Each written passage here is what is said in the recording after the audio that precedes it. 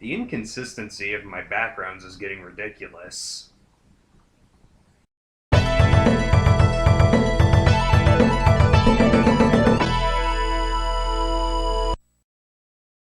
Hey, Sergeant 16-Bit here.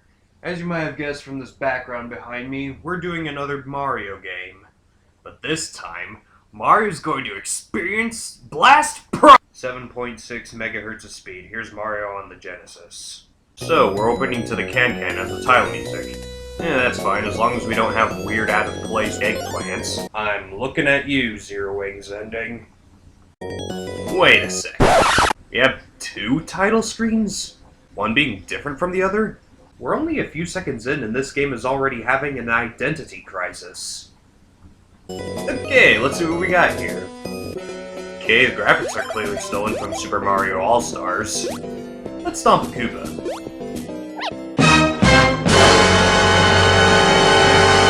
You can't stomp Koopas. Can't stomp Koopas? Okay, you actually have to throw boxes at them. Or use your trusty fireball. Hadouken! You can also hide in the boxes and find items in the Wait a second. This game is copying Chip and Dale Rescue Rangers on the NES.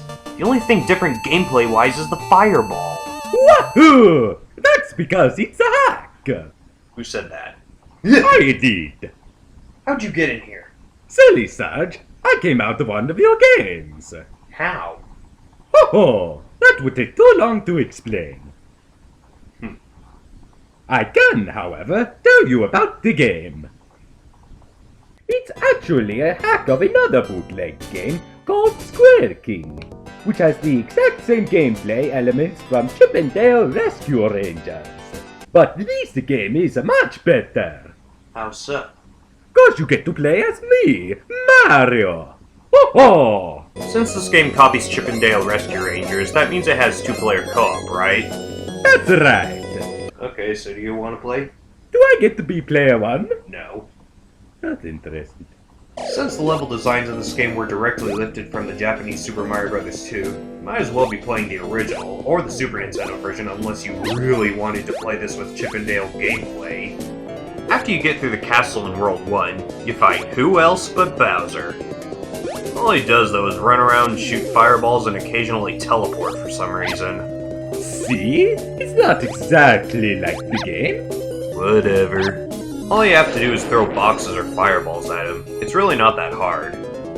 After that, you go through another chunk of levels directly lifted from Mario 2. Then you fight... Oh, you've got to be kidding me. The exact same boss as World 1?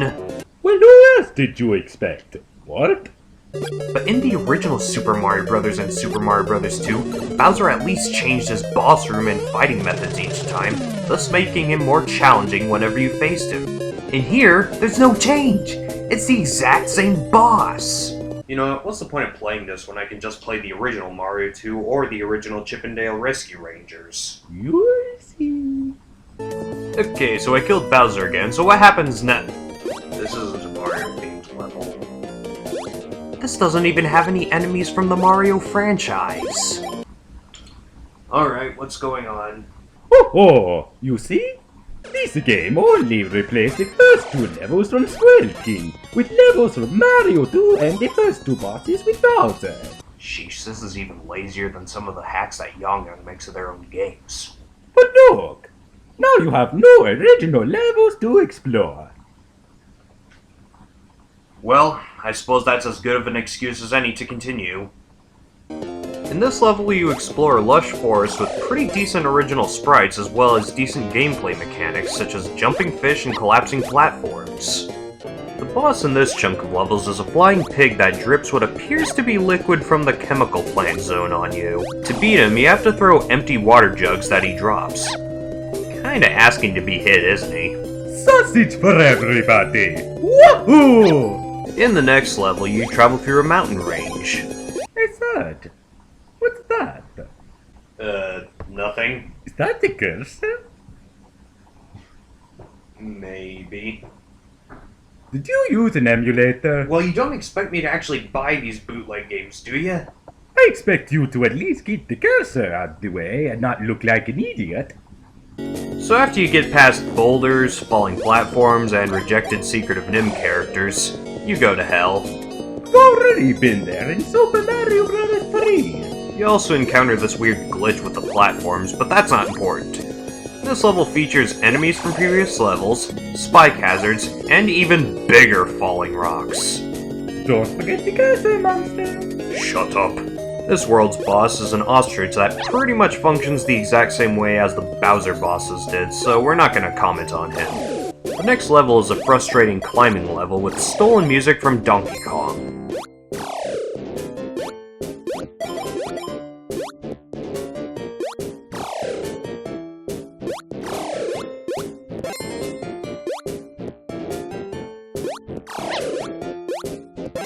The boss is a rhinoceros mixed with a tank. And you people think my enemies are weird. Next, you go to a Castlevania-esque level with living candles and cat ghosts, where you fight a cow ghost with man boobs. Also, is it just me or does the background music sound a teensy bit like Be Prepared from Lion King?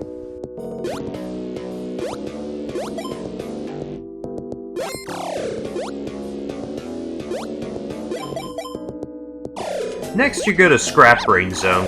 During the course of the level, you see pictures of an elephant named Barnett on the wall. I don't know about you guys, but that looks like foreshadowing. Are you serious? That was part of the background? And that wasn't? Whatever, let's fry a turkey. Ugh. Anyway, after you get through the 3 acts of recycled enemies and music, you finally face the final boss, Barnett. See? That was foreshadowing. Barnett's attacks consist of jumping on you and spitting bubbles. Maybe he was originally going to be a character in a Bubble Bobble bootleg. Try saying that 5 times fast. To beat him, you need to grab the hammers that fall out of nowhere, then make him do funny faces until he dies. Okay, so now that the final boss is dead, we now get to see the names of all the enemies in the game a la Donkey Kong Country, except for the fact that the names were slightly thrown off due to Chip and Dale's character sprites being removed. But boy howdy aren't these names conceived with the utmost creativity. We got Jeff, Hardy, Matthew, Daniel, Corey, Eugene, Dick, Bell, Candle, Ghost, by the way, real creative names, Bruno, and everyone's favorite, Wang. Also these two, who shall remain nameless. After that, we get credits that I can't read. Also, there's a karate pen man. What the hell? Whatever. The end. So what did you think of this bootleg? Actually, I thought it was half decent. Really? Yeah, not great, but not rage-inducing. There are a few flaws in the game, but on the other hand, it showed some creativity in the level designs, and the graphics looked pretty good. The music wasn't half bad either. All in all, as far as bootlegs go, this game is just about solid. Actually, you know what? All that creativity came from the original Squirrel King. Just play that instead. And have your save states ready. Since you weren't playing a physical copy of the game, want to see the box art? Sure, why not? Here you go! What the hell? That was fantastic! See you next time! Okay, bye-bye! Peekaboo!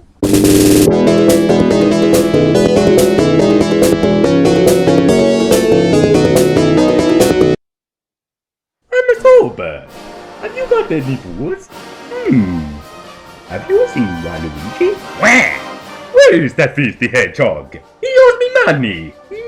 Hedgehog. Time to give Mario vertigo. Whee! Mario's going to throw up!